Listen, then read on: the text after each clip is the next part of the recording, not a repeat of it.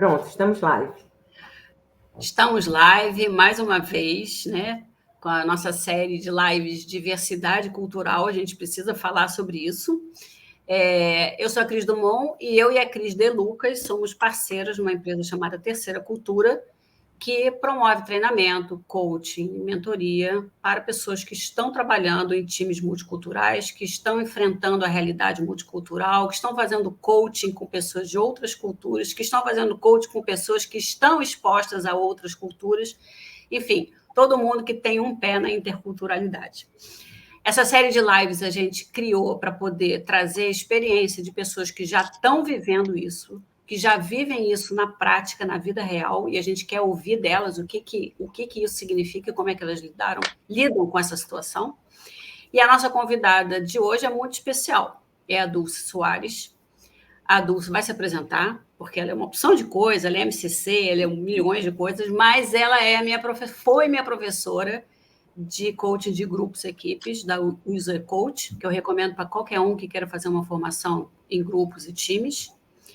E ela é a supervisora da nossa empresa, Terceira Cultura, né? Então, quando a gente faz um trabalho de coaching, quem faz a supervisão é a Dulce. E, por que não dizer, a Dulce é nossa amiga, né? Porque cada vez que a gente precisa, ela está lá para nos dar uma mão.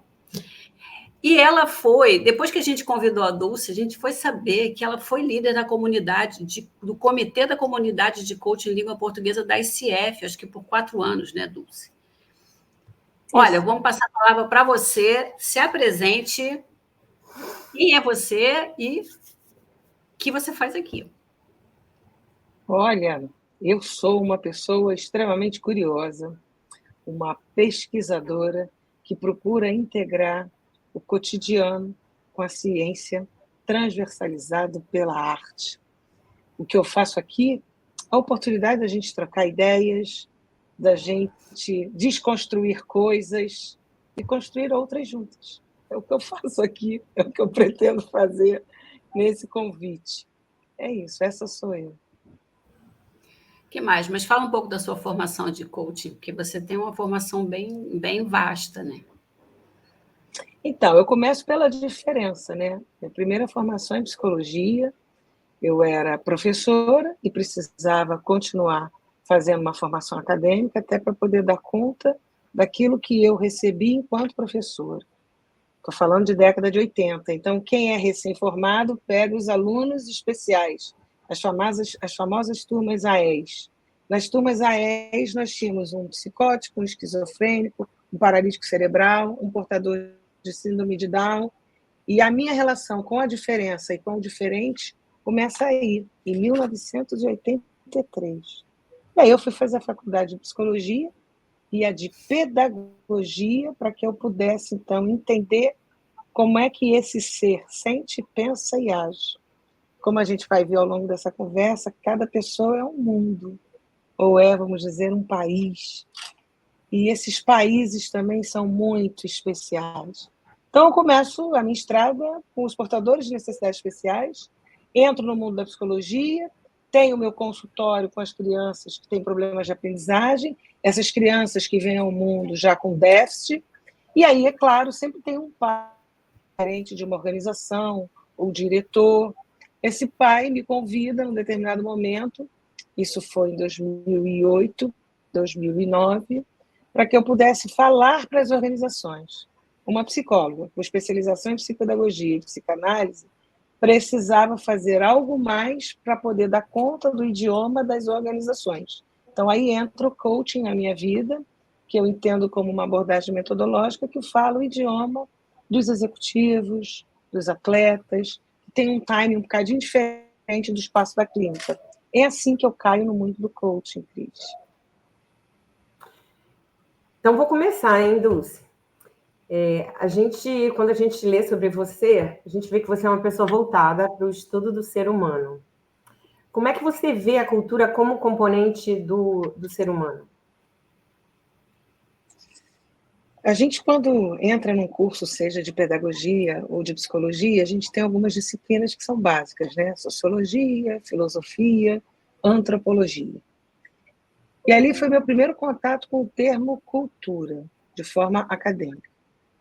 Mas filha de um português e neta de avós paternos portugueses, eu já tinha algum contato com a cultura portuguesa, através do meu pai e dos meus avós. Meu pai foi para o Brasil muito cedo, então ele acabou virando meio mais brasileiro do que português. Ele foi passar férias e nunca mais voltou para Portugal. Mas meus avós não, eles traziam no seu bojo o sotaque, que era difícil eu entender o meu avô, não conseguia entender nada. E eu ficava pensando, enquanto criança, adolescente, depois adulta, entender que forma é essa de sentir, pensar e agir, que é diferente, porque eu vejo muito no povo português aquela coisa de falar o que tem que falar, sem muita introdução, coisa que a gente vê no povo latino, no povo sul-americano, uma preparação maior. Meu avô, uma vez eu perguntei a ele, ele dizia que era por conta do frio que havia em Portugal. Não há tempo a se perder, é muito frio. E a gente está falando da década de 40, 50 para eles, então não tinha aquecedor, né? Dizia até que ele tomava banho uma vez por semana, porque era um frio danado. Então ele dizia que falar rápido e falar direto e ao ponto tinha influência do frio. Eu achava isso muito interessante, porque a gente no Rio de Janeiro nunca passou esses sufocos que eu aprendi a passar há 7 anos atrás, desde que eu moro em Portugal. Agora eu estou mais acostumada. Então, a cultura começa assim, de forma técnica, via academia, como as formas de pensar, agir e sentir de um povo, e da minha vivência especial e pessoal com os meus avós portugueses e o meu pai português. Nunca tinha ouvido essa explicação de que a comunicação direta é porque faz frio e tem que falar rápido. Já ouvi outras, do tipo Portugal, Espanha, França, todo mundo ali fez parte do Império Romano, que era muito hierárquico, né? Então era uma voz de comando mais direta. Mas não deixa de ter razão, né? Quando faz frio tem que falar mais rápido, porque não tem tempo para ficar contando historinha que nem brasileiro faz, né? Ô, Dulce.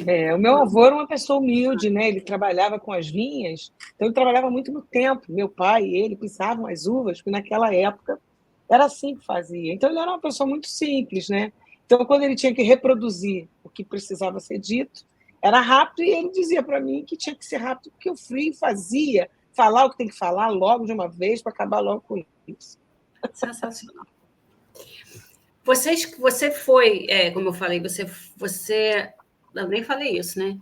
Você conduziu esse dossiê para a revista Coaching Brasil, que fala da multiculturalidade, principalmente assim, uma língua portuguesa falada em diversos países, né?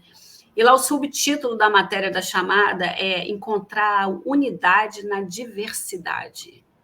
O que é isso? Como diz você, desconstrói para a gente isso. Então, isso foi um presente que eu ganhei da diretoria da ICF Portugal em 2017, logo que eu cheguei em terras lusitanas. Nós estávamos na Universidade Europeia, lá em Lisboa, e ela, então, Alexandra Barosa e Aida Chamissa me convidam para ser a coordenadora do comitê da comunidade coach dos países de língua portuguesa. E aí, o meu trabalho e desafio era captar esses coaches associados à ICF que viessem de Angola, de Cabo Verde, de Guiné, de Goa, de Macau, de Moçambique, do Brasil, de Portugal, para que a gente pudesse, então, promover essa unidade na diversidade. Essa diversidade é justamente transversalizada pelas culturas de cada um do seu país. Mas nós tínhamos um pano inteiro, que era a língua portuguesa. Por mais que existam palavras que em Portugal é de um jeito, Brasil é de outro, Angola é de outro, Cabo Verde é de outro, Guiné, Macau, Goa é de outro, existe ali um pano inteiro, algo que é mínimo, até porque todos esses países foram colonizados por Portugal. Só que como uma amiga nossa, Eugênia Cossi, que foi uma das convidadas para participar do nosso primeiro webinar, ela é uma linguista especialista nessa variação de idiomas, de tradução, de palavras inéditas. Ela nos explicou exatamente que não há língua sem cultura e não há cultura sem língua. Então, aquilo que a gente reproduz no dia a dia começa a ficar tatuado na nossa pele. E essa tatuagem não é só do idioma, ela também se faz na identidade profissional. né? Se você escuta, por exemplo, pedindo algum documento numa secretaria, é muito diferente quando você escuta um psicólogo solicitando um documento numa universidade que ele está concluindo ou terminando. Então, essa forma de se posicionar, de agir, de sentir, também é transversalizada pelo trabalho e pela profissão. Então, essa diversidade significa os diferentes.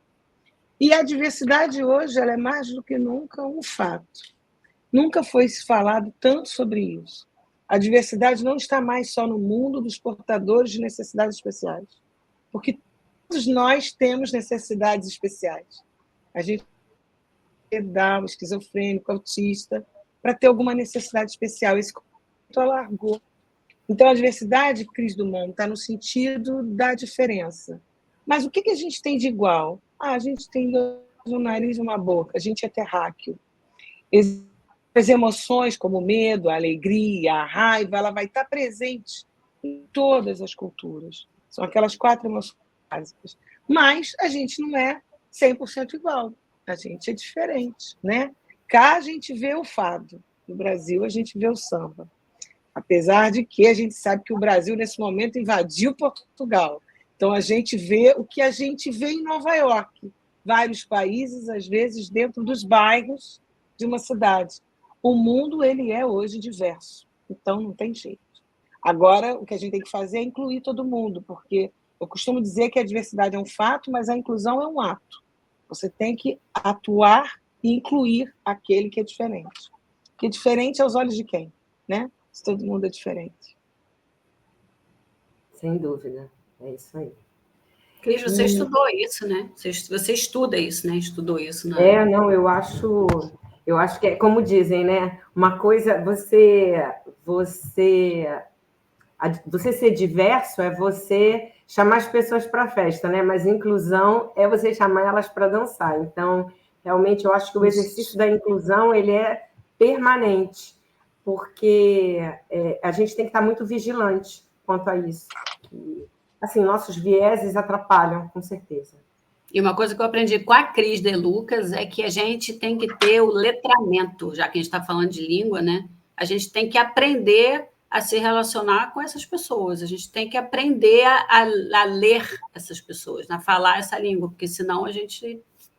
a gente, às vezes, a gente pode ser ofensivo sem perceber, né? Então, a gente tem que estar muito, muito ligado.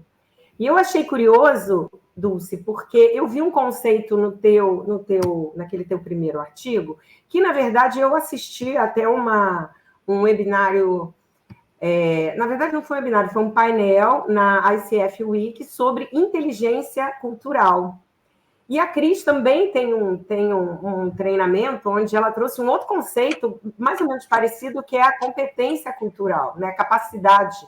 É competência, né, Cris? Competência cultural.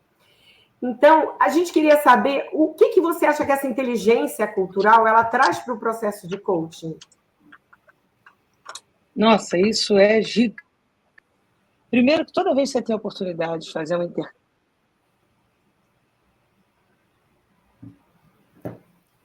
Peraí que está sem som. Peraí que a gente... Engraçado. Peraí que a gente perdeu o seu som, Dulce. Segurei. Tenta falar mais um pouco. Fala alguma coisa. Então, estou falando que essa competência cultural ela é gigante, porque ela ajuda a gente naturalmente a lidar com os preconceitos, junto e separado. Porque aí você lembra, não estou no meu país, você se esforça a entender a lógica de funcionamento desse grande outro.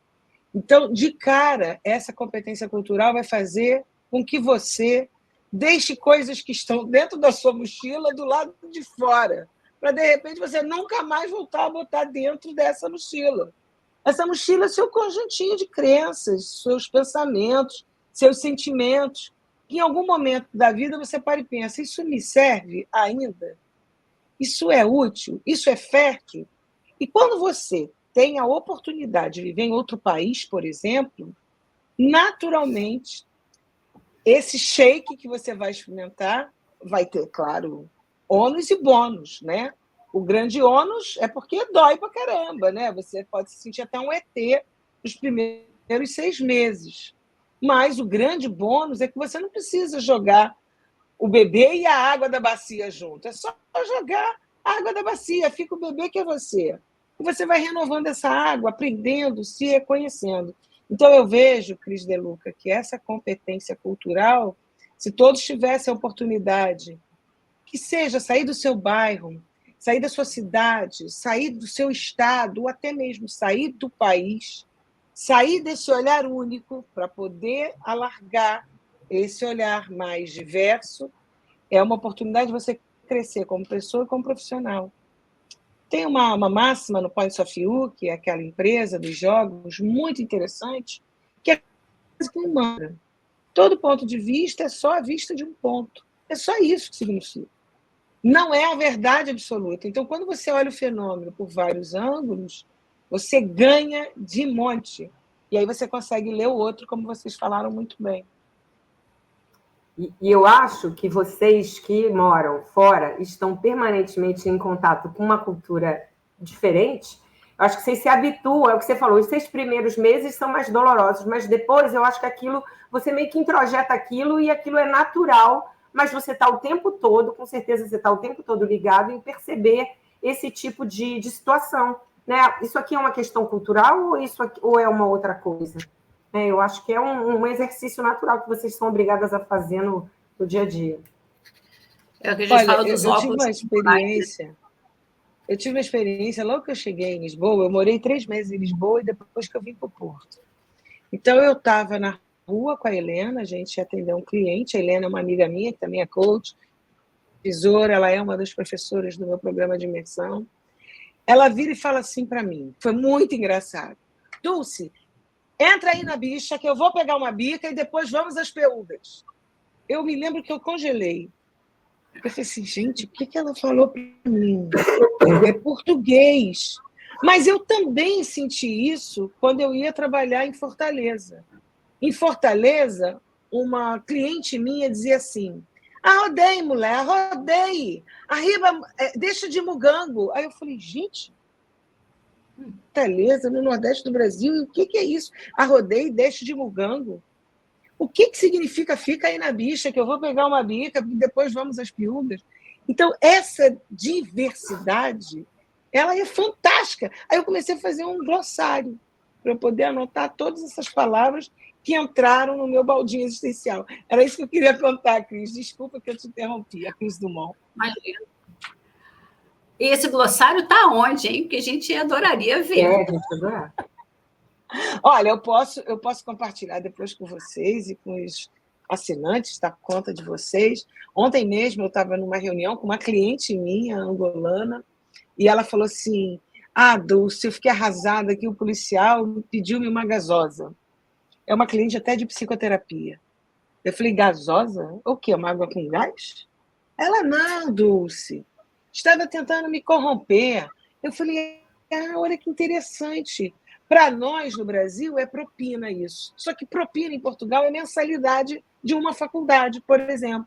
Então, veja bem, o mesmo significante com significados diferentes.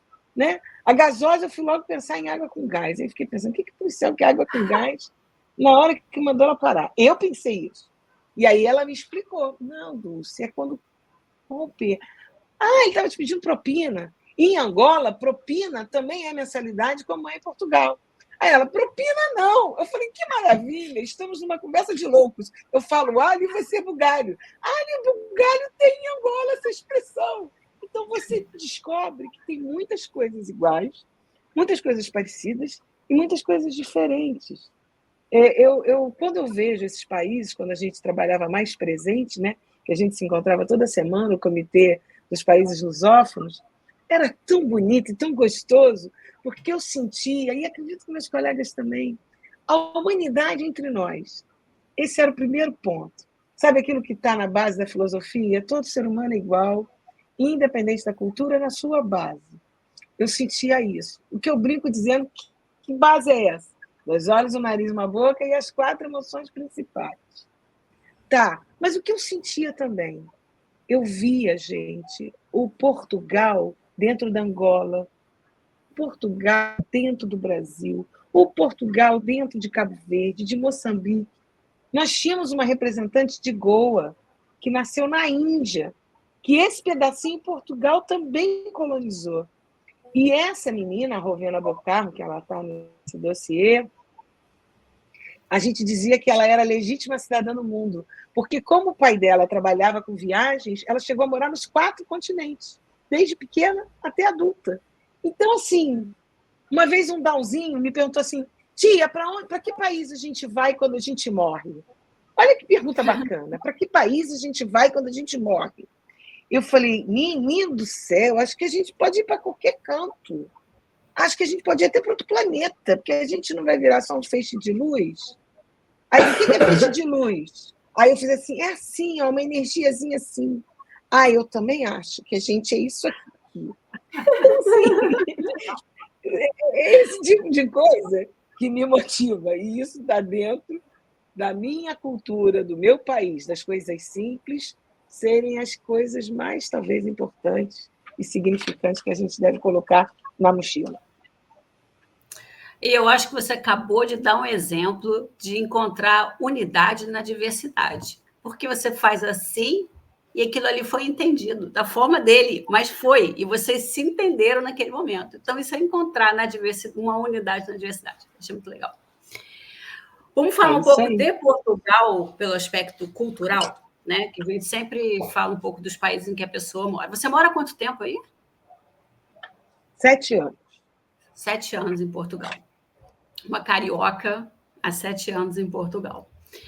Na matéria da revista Coach Brasil, está mencionado em algum momento o framework do Felipe Rossinski, que é um das que a gente usa, né, quando a gente vai fazer os nossos treinamentos de multiculturalidade.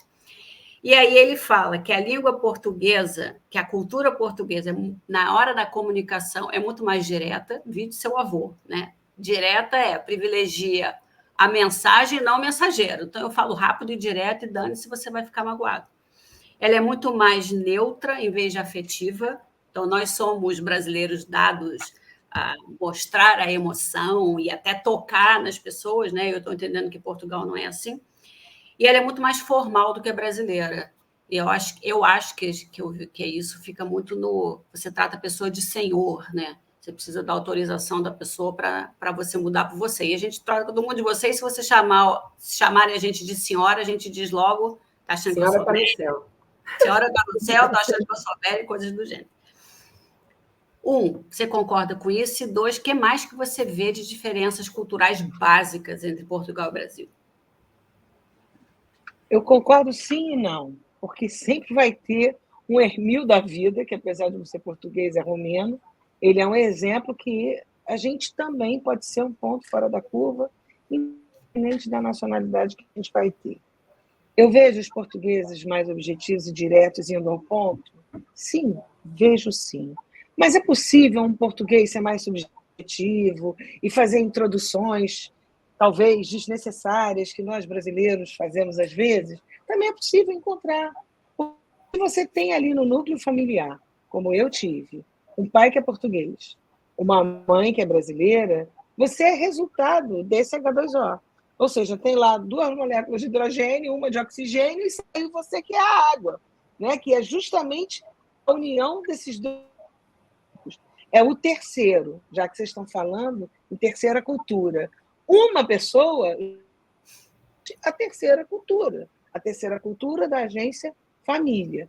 Então, eu via, né, na minha infância, as discussões da minha mãe com meu pai. Você é muito grosso, você fala direto, você enrola muito, vai logo direto ao ponto. A gente não tem... Personalidade, sim. Repete só a última frase, que a gente perdeu a última frase. Esses traços de personalidade onde tem nada da cultura se manifestando. Só que isso também é bom. Tudo é bom. Uma das coisas que eu costumo falar de ganhos que eu tenho até hoje, morando em Portugal, eu desenvolvi muito a minha capacidade de objetividade, que eu não tinha tanto. Então, isso me fez bem. Porque, como eu venho da psicanálise, eu sou predominantemente subjetiva. Eu vou fazer aquela escuta por vários anos, o dito, não dito, interdito, eu vou pensar naquilo, vou processar e volta de novo e tal. E às vezes você precisa, é isso. Pelo menos por enquanto é isso, e não é aquilo, e acabou-se. E esse equilíbrio é que é o nosso desafio. Então, para mim, fez muito bem mergulhar fundo, porque uma coisa era viver com eles pequena, outra coisa é morar no país mesmo, onde a gente tem a identidade nacional do português. E aí o que acontece? Você acaba ganhando de brinde uma competência, como a objetividade que eu ganhei. Aproveitando que você está tomando água, isso também faz parte do treinamento do Felipe Rossinski, quando a gente é capaz de chegar a um ponto em relação à cultura do outro, que é de integrar a cultura do outro. A cultura do outro, nesse ponto, é um pouco melhor do que a minha e ela vai me agregar. E aí eu aceito ela.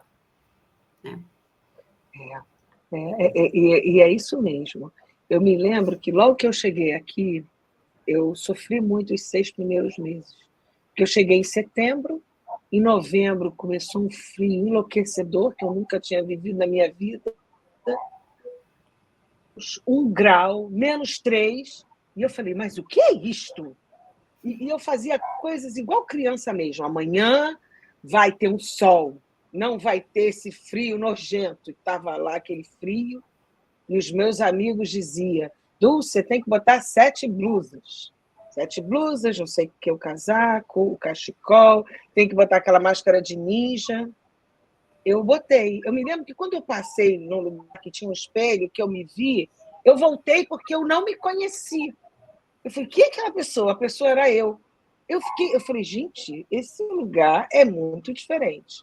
Aí, Cris, eu escrevi meu primeiro artigo em Portugal, onde eu me senti literalmente uma muda. Eu era uma planta no Brasil e agora eu tenho que tirar um pedaço da minha planta do Brasil, como uma mudinha, para poder colocar nessa terra que eu estou. Eu vim para cá para fazer o meu doutorado e para poder isso germinar. Então, eu literalmente me sentia despedaçada, com um pedacinho. Eu quero o meu calor, que aqui não tem. Eu não aguento mais usar bota. Eu fiquei 6 meses sem olhar para o meu pé, porque só podia usar bota. Não podia usar uma havaiana, porque senão eu ia morrer de frio. Eu sofri com essas coisas, com as coisas simples, por exemplo.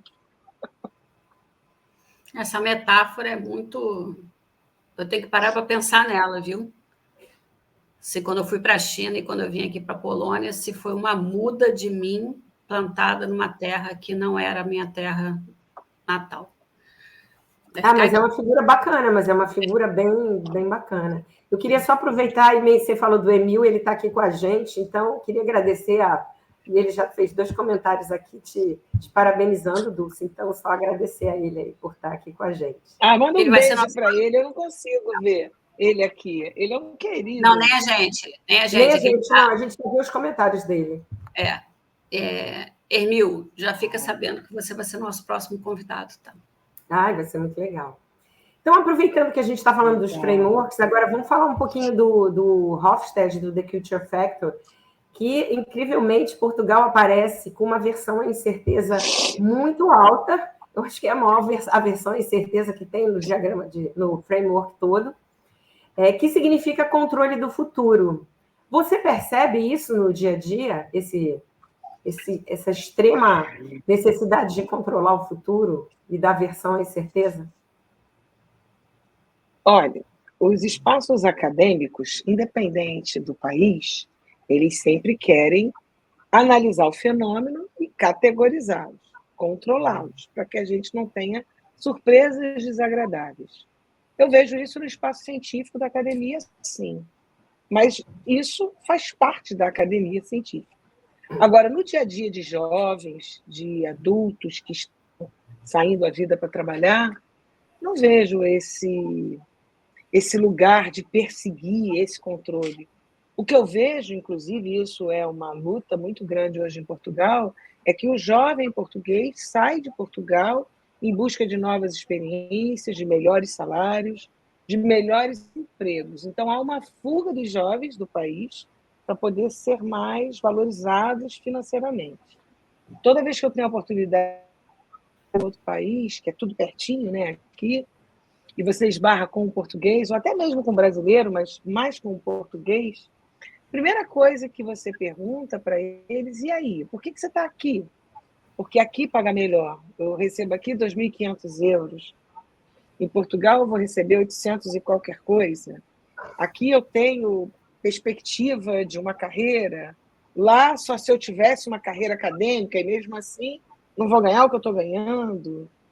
Eles são muito mais instruídos, no caso, os portugueses, né? Você vê uma pessoa saindo do ensino médio, cá em Portugal, o ensino secundário, que eles chamam, falando inglês fluente. Coisa que a gente não vê no Brasil, quem vem de escola pública. Né? Você até vê falando inglês fluente os pais que botam os cursos que existem ou então nos intercâmbios. Mas o espaço público te oferecer um conteúdo acadêmico de utilidade e de integração no meio que você trabalha, aqui o ensino secundário é maravilhoso. Você sai realmente falando inglês. Coisa que a gente não vê isso tanto no Brasil. Então, esse controle do futuro, eu não vejo dessa forma não, tá, Cris? Até porque existem, sim, as metas, né? A gente tem lá os objetivos de desenvolvimento sustentável. A Europa está muito fechada, no bom sentido, em relação de integrada com a União Europeia para todo mundo crescer junto. Mas eu não vejo Portugal com esse olhar, se a gente inteiro onde tem os mortais e os intelectuais. Não vejo essa integração, não. Pode ser que eu esteja enganado, mas eu não vejo. Deixa eu uma coisa. Quando você conversa com os portugueses, em geral, eles estão otimistas quanto ao futuro? Eles são positivos quanto ao futuro? Eu converso com várias idades, com várias tribos. Pessoas da minha idade, que são 57 anos para cima, geralmente estão muito preocupados com a inteligência artificial, com o chat GPT, porque não conseguem se conectar com esses termos no sentido do que eu posso ganhar com isso. Então, ficam pessimistas no sentido, agora é o computador que vai roubar os nossos trabalhos. Não é mais o imigrante que vai roubar o nosso emprego. Agora é o computador, parece que a coisa vai homogeneizar. Vai ser para todo mundo. Eu vejo isso. Quando eu atendo jovens, que eu também atendo como psicóloga, eu vejo os olhinhos deles brilhando, de que vai dar para fazer um monte de coisa sem ter tanto esforço. Porque essa geração é uma geração um pouco diferente da nossa, né? A gente queria trabalhar para sair de casa e ser autônomo, nanã. Não parece, não, sair de casa por quê? Vou ficar aqui com a minha mãe e com meu pai.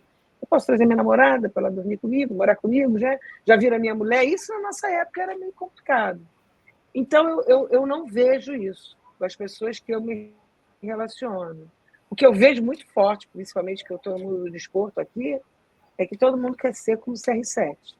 Esse menino, Cristiano Ronaldo, ele é um símbolo de inspiração, não só para os miúdos, mas para muitos adultos, de perseverança, de resiliência. Então, esses estandartes de ídolos, como uma seta para o futuro, quer dar certo na vida, tem que se dedicar que nem fulano. Isso está na narrativa do português.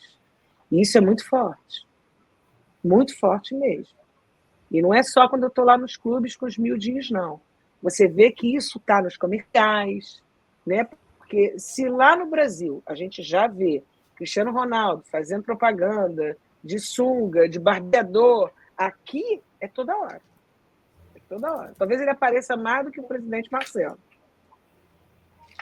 É uma referência, né? É um ídolo e uma referência de exemplo, né? Bacana. E é mesmo, e tem que ser, porque é a Fênix, né? Ele sai lá da Ilha da Madeira sem nada para o mundo, né? E com um talento genuíno, né? Muito especial. Qualquer detalhe, sabe, Cris? Aquele lance da Copa, que a borboleta vai pousar no nariz dele, aí rola todo aquele misticismo, olha, a borboleta foi pousar no nariz dele. Ele é especial. O português ele tem muito disso, né? Ele aproveita tudo, ele cultua toda a história, todo o drama, no sentido positivo, né? Porque nós somos frutos de um drama, no sentido de dramaturgia, de história. Então, o povo português faz isso, e isso também eu acho lindo. Esses sarais, coisas que a gente não vê no Brasil. Sarais de poesia, shows de jazz. Isso é muito legal. Vamos tomar um copo e assistir assim, num lugar simples, às vezes na rua, um show de jazz. Isso é muito bacana. Eu curto. Você repara que, Cris, repara que ela já incorporou miúdos, vamos tomar um copo. Ela já incorporou tudo do. O coaching dela é de grupos e equipo. Ela não fala nem equipe, mas ela fala equipo. Ela já absorveu algumas coisas que são de Portugal, a gente vai acostumando no meio do caminho. Mas sabe o que eu acho legal a gente falar? Essa questão da aversão à incerteza, que aparece tão alto em Portugal, primeiro, assim, esses frameworks, eles ajudam muito a gente a enxergar, é o que o Fernando Lanzer nos ensinou, né? É como se fosse um Google Maps. Então, se você olha muito de cima no Google Maps, no Google, né? No Google Maps, você olha e você vê tudo muito igual, né? Mas aí você vai dando um zoom e aquilo vai mostrando as diferenças até você chegar no indivíduo. Mas o que os frameworks ajudam é que eles dão essa visão geral, né, de cima, onde todos somos iguais em alguma instância. Embora as pessoas do Nordeste, no Brasil, são diferentes do Sul, mas quando a gente olha de cima, nós todos temos uma mesma base, uma mesma referência cultural. E é isso que é legal, porque a gente sai do achismo, né? Porque, assim, todo mundo me perguntava da China, o que você acha da China? Eu falei, eu acho da cidade que eu morei, Shenzhen, é o que eu posso falar, porque com essas pessoas que eu convivi. Agora, se eu for lá para o interior, é a mesma coisa? Não é. Então, ele tira a gente dessa coisa do achar, né? E a versão à incerteza que estava contando no Café com Letras que a gente fez, que, por exemplo, no Brasil, a gente tem a versão à certeza, ela foi comprar um carro. Conta a história do carro, Cris, que ela é interessante para exemplificar esse pedacinho aí. Não, porque eu fui comprar um carro nos Estados Unidos e o carro não estava disponível, ele ia chegar no dia seguinte. E eu paguei, né, para reservar o carro, para o carro vir. E o cara disse, tá bom, então você vem aqui amanhã. E o problema é que ele não queria me dar nada, sabe? Eu falei assim, mas como assim? Eu vou embora para casa e você não vai me dar nada? Não vai me dar um recibo? Não vai me dar nada assinado com uma logotipo da empresa, formalizando que eu já paguei esse dinheiro? E parece brincadeira, mas assim, eu não conseguia explicar para ele qual era o meu problema. Ele não conseguia ter empatia, não conseguia entender a necessidade que eu tinha. Porque eu acho que para ele a confiança nas pessoas é tudo. Então eu estou ali, eu falei assim, mas você pode não estar aqui amanhã, você pode morrer, você pode ser demitido. E aí, como é que eu faço? Eu chego aqui e ninguém vai me dar o meu carro. Eu falei, não, imagina, de jeito nenhum. Então, você vê que a gente está falando, parece que a gente está falando de duas coisas completamente diferentes, porque ele não conseguia entender a minha agonia e eu também não entendi. Eu achava até que ele estava sendo um pouco debochado do meu pedido, entendeu? Então... Muito interessante isso, né? É isso mesmo. Minha filha morou nos Estados Unidos e ela falava isso. Cadê o recibo, né, da faculdade quando eu depositava na conta dela para ela pagar? Preciso do recibo, eu tenho que mostrar para o meu pai. Meu pai vê que eu usei o dinheiro para isso. Então, tem essa coisa mesmo, né? E para o americano, por exemplo, até que se prove ao contrário, você é inocente. E é o que está na lei. Tanto é que você chega numa loja, você troca uma coisa com base só na sua palavra. Ó, não gostei, não ficou bom, eu não quero mais, e pronto, e vale a sua palavra. Né? Para a gente isso é um pouco diferente, a gente desconfia de tudo. É verdade. Dulce, isso é muito estranho. As diferenças culturais entre Brasil e Portugal, né, chegaram algum momento a afetar o teu trabalho aí como psicóloga, como coach? Você sentiu que alguma vez você esbarrou na diferença cultural? Olha, a gente sempre esbarra, mas a identidade profissional também nos protege. Eu via o Rubio sofrer muito mais do que eu. Quando a gente faz um curso, né, que busca ler o fenômeno por vários ângulos, que a gente não fica só com um único cliente ao longo da vida, né? Todo profissional de ajuda, ainda mais um psicoterapeuta, ele tem vários clientes diferentes. Então, naturalmente, você tem que lidar com outros modos operandi, que tem de pensar, agir e sentir de uma pessoa. Se a gente pensar que cada pessoa é um país e traz a sua culturazinha, né? Outro dia conheci um rapaz, que eu ainda não sei se vai ser meu cliente, que ele é português, mas a mãe dele é francesa e o pai é inglês, mas ele nasceu em Portugal. Então, ele tem 3 nacionalidades. Ele respira 3 culturas. Então, como é que vai ser isso com ele se ele ficar comigo?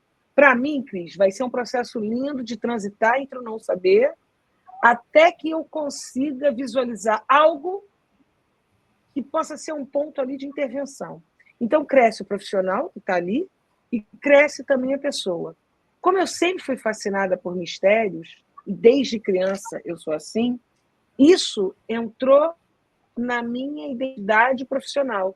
Um psicólogo ou uma coach que adora lidar com o desconhecido, com o mistério, para poder entender o não saber, para ele passar a ser sabido.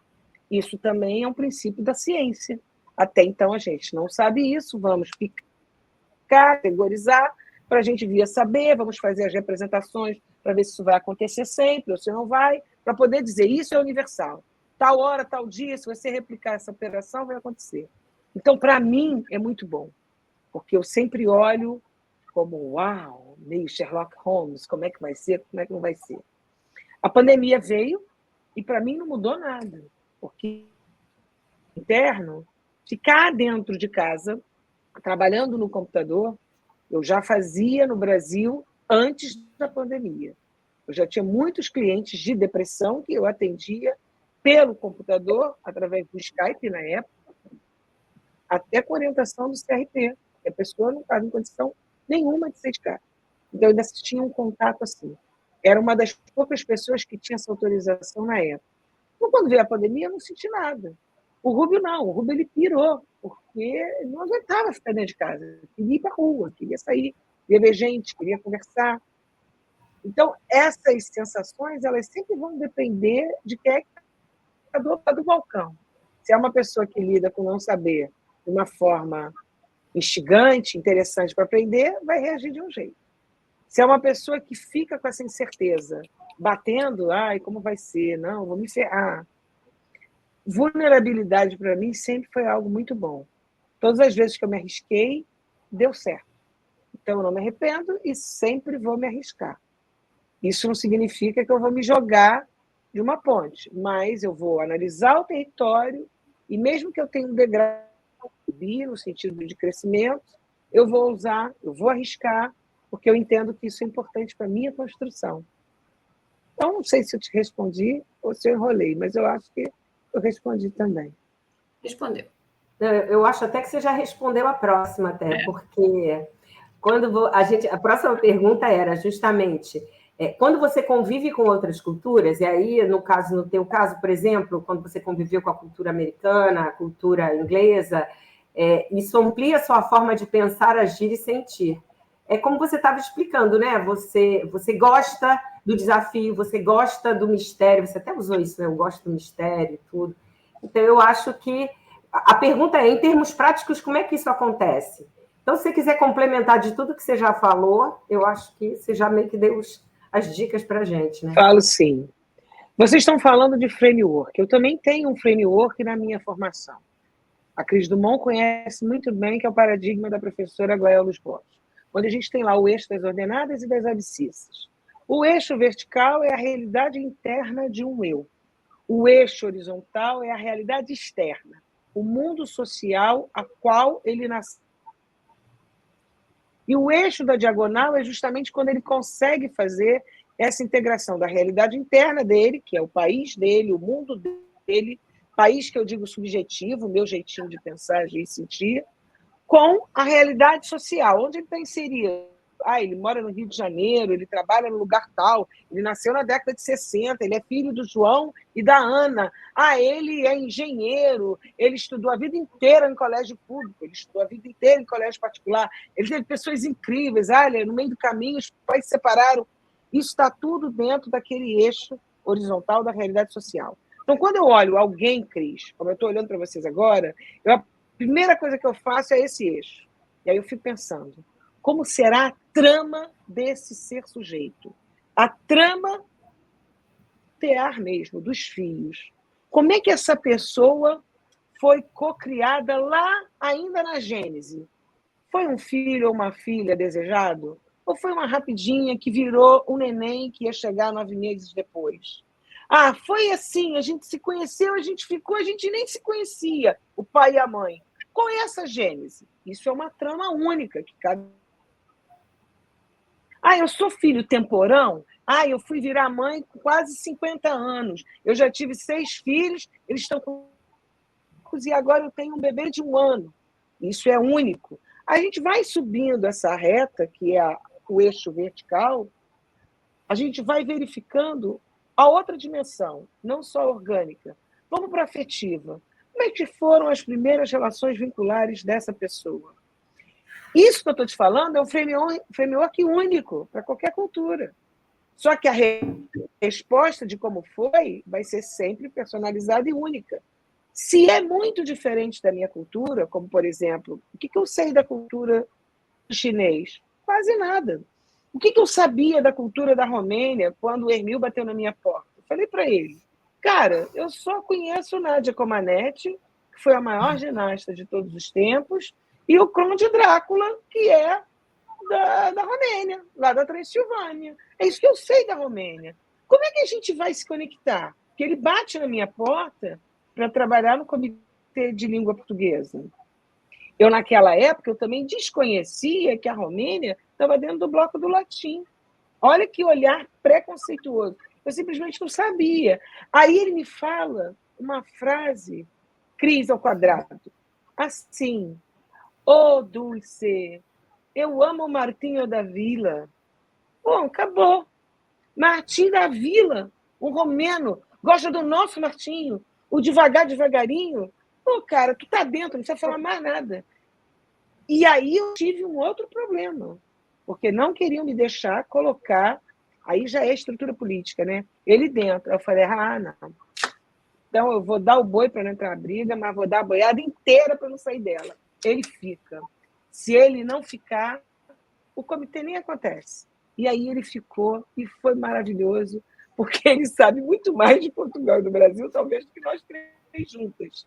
Entendeu? Ele realmente é um apaixonado.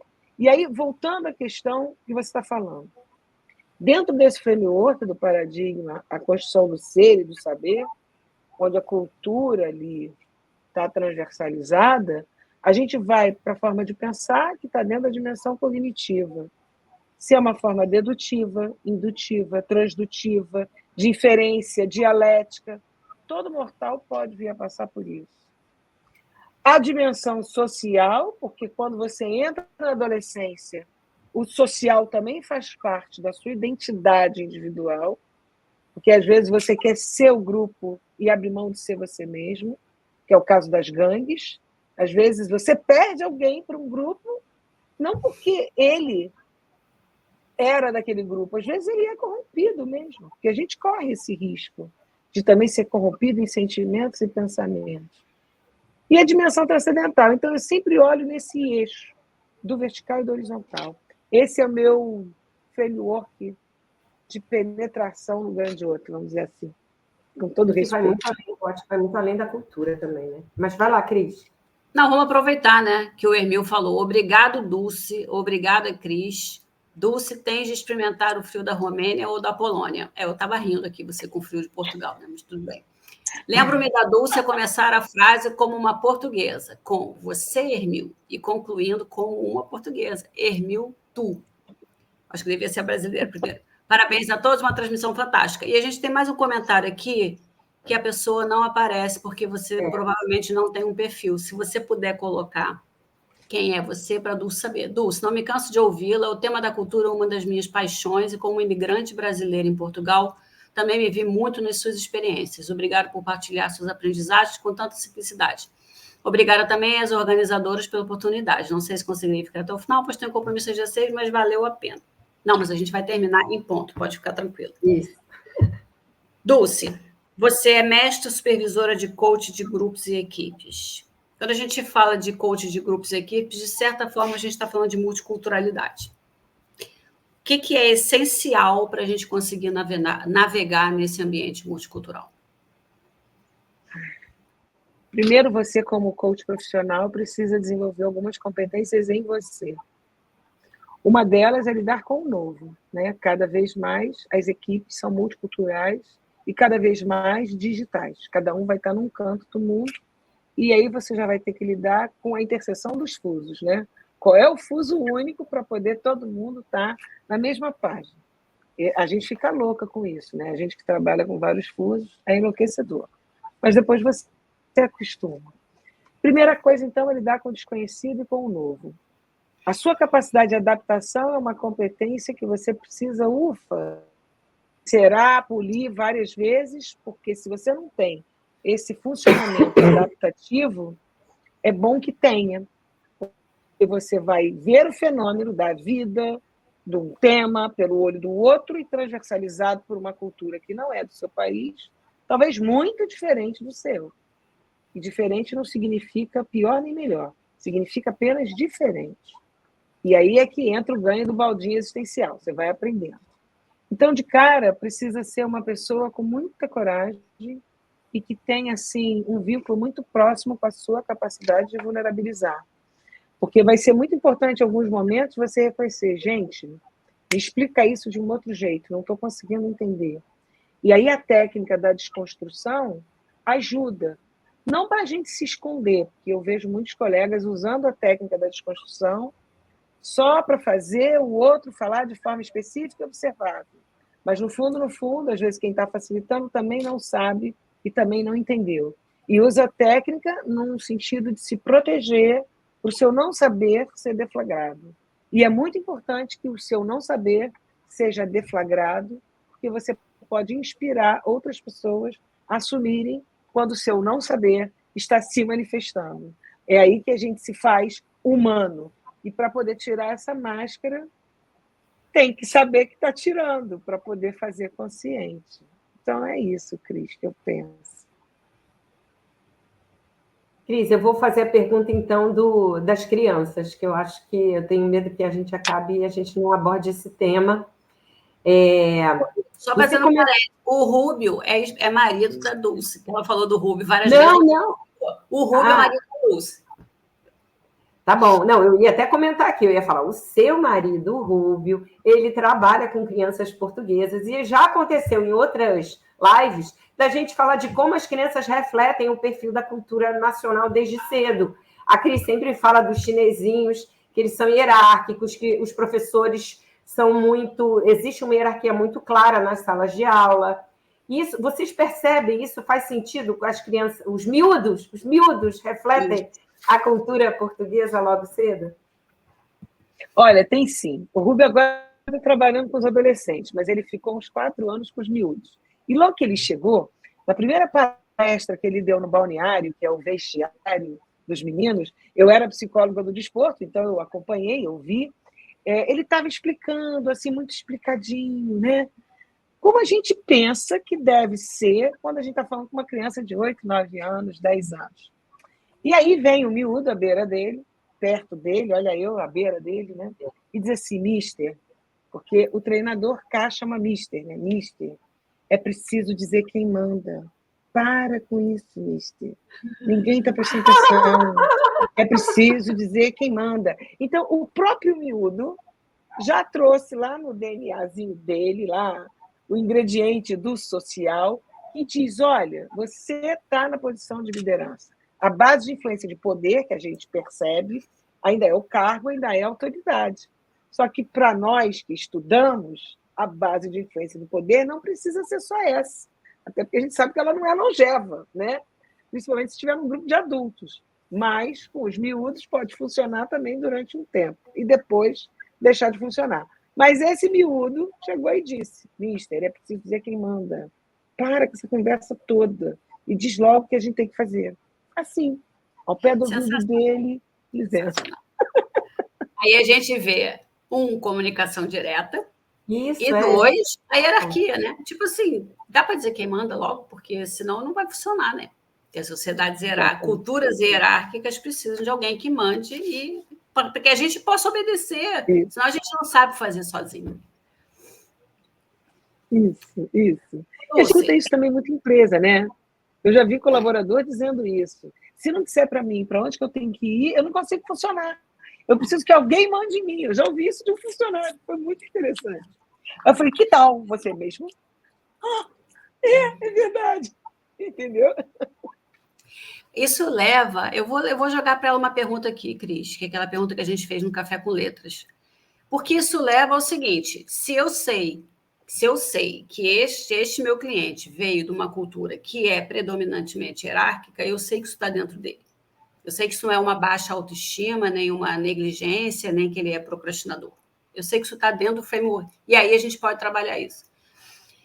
E aí a gente fez uma pergunta no nosso Café com Letras e jogamos para os coaches, que foi: você prefere ser uma folha em branco, onde o cliente chega para você, você não sabe absolutamente nada dele, inclusive tem gente que nem procura o cliente no LinkedIn, nem nada, recebe o cliente, ou você acha que dentro do seu ciclo de utilidades de coach, ou dentro da sua mochila de coach, seria interessante ter um conhecimento de multiculturalidade, de outras culturas, para você poder identificar quando o que está aparecendo tem um viés cultural?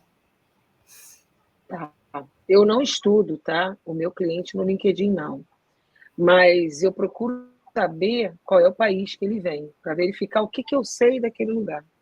E quando eu tenho essa leitura, eu vou logo lá nas declarações do nosso Código de Ética, da ICF, principalmente a 25, que fala exatamente das diferenças de cultura, de raça, de gênero, de tudo sem imaginar, porque a gente sabe que de perto ninguém é normal. Cada um tem a sua especificidade.